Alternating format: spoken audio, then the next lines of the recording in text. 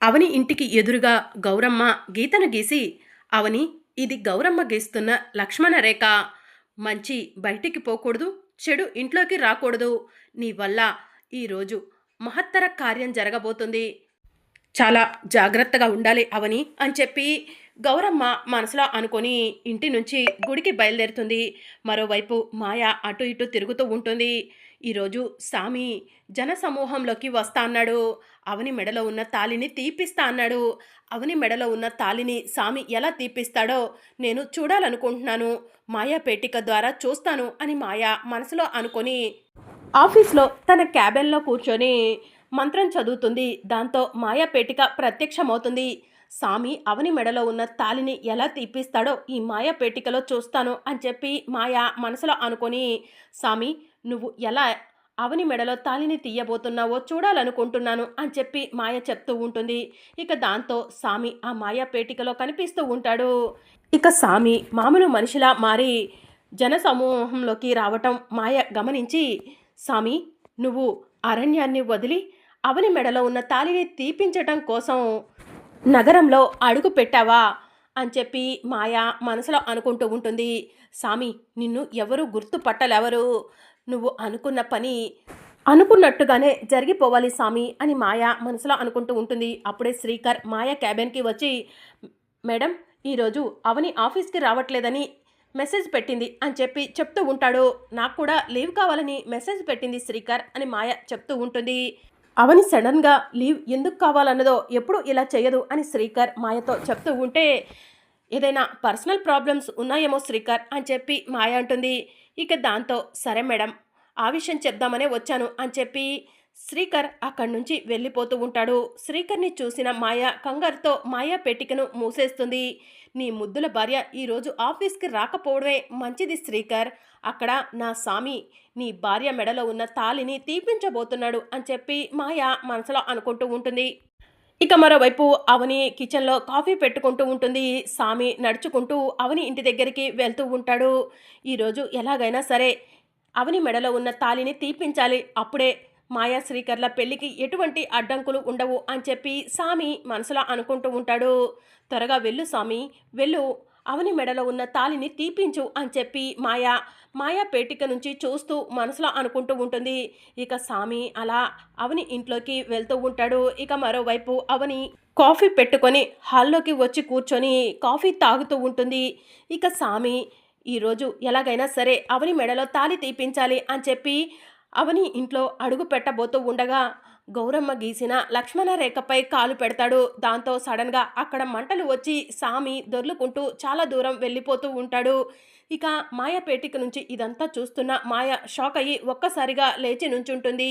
ఇక కాసేపటి తర్వాత సామి కూడా కోలుకొని, నేను ఇక్కడికి రాబోతున్నానని ఆ అమ్మవారికి ముందే తెలిసి ఆ అమ్మవారు నన్ను ఇంట్లోకి రానివ్వకుండా గీత గీసిందా, అవనికి ఆ అమ్మవారు ఎప్పుడు మంచే చేయాలని చూస్తుంది అని చెప్పి సామి మనసులో అనుకుంటాడు. ఎలాగైనా సరే అవనిని ఇంట్లో నుంచి బయటకు రప్పిస్తాను, నేను ఎలాగూ లోపలికి వెళ్ళలేకపోతున్నాను అమ్మవారి శక్తి వల్ల, అందుకే అవనినే బయటకు రప్పిస్తాను అని చెప్పి సామి మనసులో అనుకుంటూ ఉంటాడు. ఇక సామి అలా మంటలతో దొర్లుకుంటూ వెళ్ళిపోవటం చూసిన మాయ కోపంతో తన టేబుల్ మీద ఉన్న గ్లాస్ని విసిరి కొడుతుంది. మాయా పేటిక ఓపెన్ చేసి ఉంటుంది. గ్లాస్ కింద పడి పగిలిపోవడంతో శ్రీకర్ పరిగెత్తుకుంటూ మాయ క్యాబిన్కి వచ్చి, మేడం ఏమైంది అని చెప్పి అడుగుతూ ఉంటాడు. చెయ్యి తగిలి గ్లాస్ కింద పడిపోయింది శ్రీకర్ అని మాయ చెప్తూ ఉంటుంది. కావాలని బలంగా గ్లాస్ని విసిరేసిన సౌండ్ వచ్చింది అని చెప్పి శ్రీకర్ అడుగుతూ ఉంటే, అలాంటిదేం లేదు అని చెప్పి మాయ చెప్తూ ఉంటుంది. సరే మేడం అని శ్రీకర్ అక్కడి నుంచి వెళ్ళిపోబోతూ మాయా పేటికను చూసి, మేడం అదేంటి అని చెప్పి అడుగుతూ ఉంటాడు. ఇక మాయ టెన్షన్తో అది అది అని కంగారు పడుతూ ఉంటుంది. అందులో ఏముందో నేను చూడొచ్చా మేడం అని శ్రీకర్ మాయా పేటిక దగ్గరికి వెళ్ళబోతూ ఉండగా మాయ శ్రీకర్ కంటే ముందే మాయా పేటిక దగ్గరకు వెళ్ళి, ఇది నేను మొన్ననే కొనుక్కున్నాను శ్రీకర్, నాకు కూడా చాలా డిఫరెంట్గా అనిపించింది, జ్యువెలరీ పెట్టుకోవడానికి బాగుంటుంది కదా అని దాచిపెట్టాను అని మాయ శ్రీకర్తో చెప్తూ ఉంటే, సరే మేడం అని చెప్పి శ్రీకర్ అక్కడి నుంచి వెళ్ళిపోతాడు. ఇక మాయ మాత్రం ఒంటరిగా కూర్చొని మాయా పేటికలో సామిని చూస్తూ, అడవిలో ఉన్న సామి నగరంలోకి వచ్చి అవని మెడలో తాళిని తీపించాలనుకుంటే సడన్గా మంటలు రావటం ఏంటి, సామి వల్లే అవని మెడలో ఉన్న తాళిని తీపించడం కుదరదా అని చెప్పి మాయ ఆలోచిస్తూ ఉంటుంది. ఇక సామికి ఏం చేయాలో అర్థం కాక అవని ఇంటి ముందు అటు ఇటు తిరుగుతూ ఉంటాడు. పెద్దిరాజు సామిని చూసి ఏయ్ ఎవరయ్యా నువ్వు అని చెప్పి అడుగుతూ ఉంటాడు. ఇంకా సామి ఏం మాట్లాడ్డు. నిన్నే అడుగుతుంది. ఈ వీధిలో నిన్ను ఎప్పుడూ చూడలేదు, ఎవరు నువ్వు అని పెద్దిరాజు అడుగుతూ ఉంటే సామి ఏం మాట్లాడ్డు.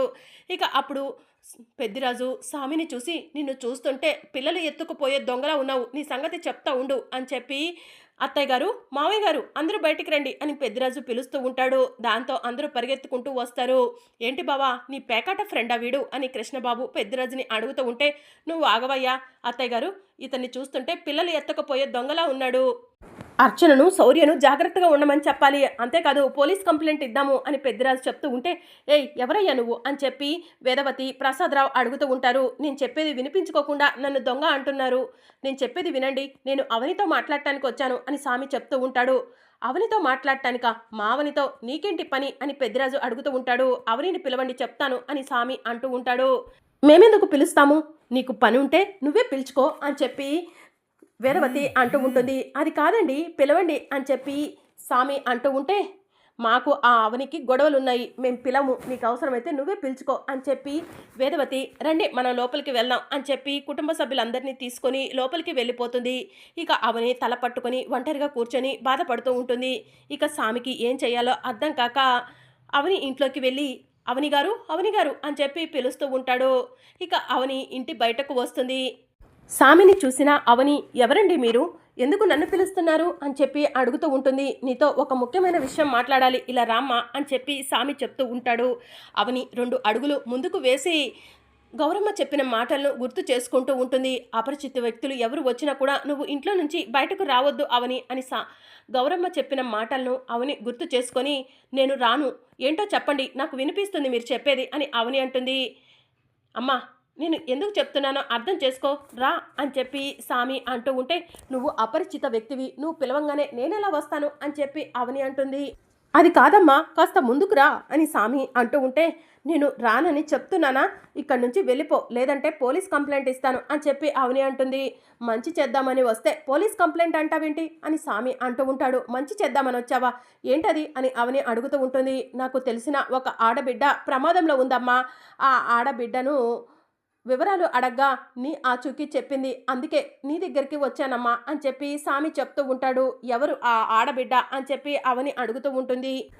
ఇక సామి తన జేబులో చెయ్యి పెట్టుకొని జై జట జై జట అని చెప్పి అంటూ ఉంటే ఇంకా అప్పుడు అక్షయ్ ఫోటో సామి జేబులోకి ప్రత్యక్షమవుతుంది.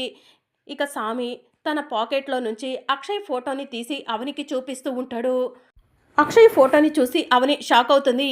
ఈ ఆడబిడ్డ ఎవరో నీకు తెలుసా అమ్మా అని సామి అడుగుతూ ఉంటాడు. నా కూతురు అక్షయ, నీకు ఈ ఫోటో ఎక్కడి నుంచి వచ్చింది అని చెప్పి అవని అడుగుతూ ఉంటుంది.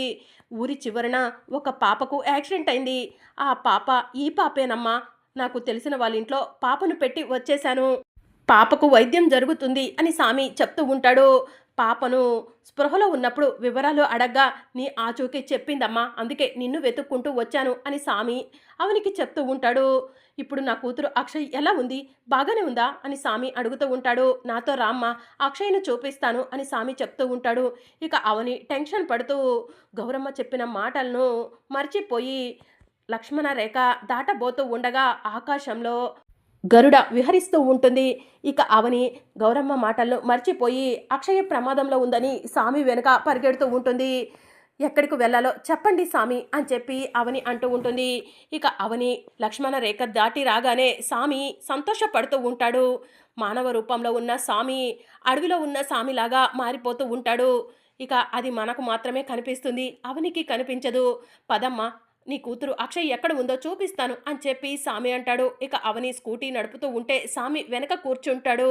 ఇక అలా అవనిని తీసుకొని సామి అడవిలోకి వెళ్తూ ఉంటాడు.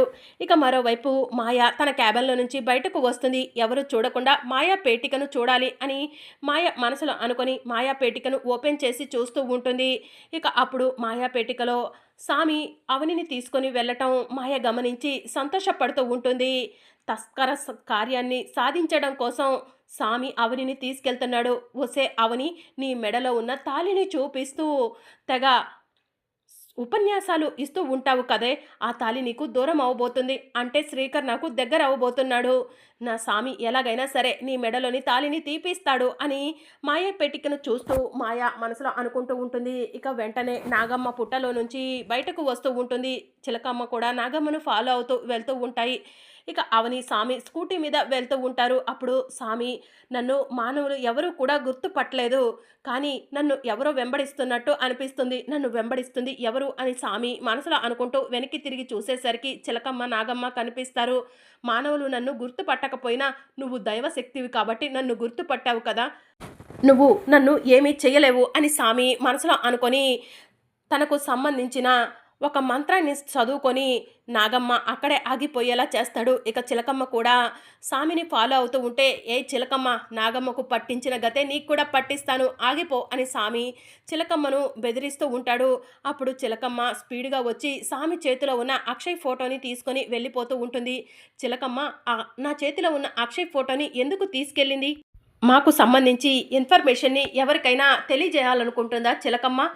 అంతకంటే ముందే కార్యాన్ని పూర్తి చెయ్యాలి అని సామి మనసులో అనుకుంటూ ఉంటాడు. మరి అప్‌కమింగ్ ఎపిసోడ్‌లో ఏం జరగనుందో తెలుసుకోవాలనుకుంటున్నారా? అయితే ఛానెల్‌ని సబ్స్క్రైబ్ చేసుకోండి.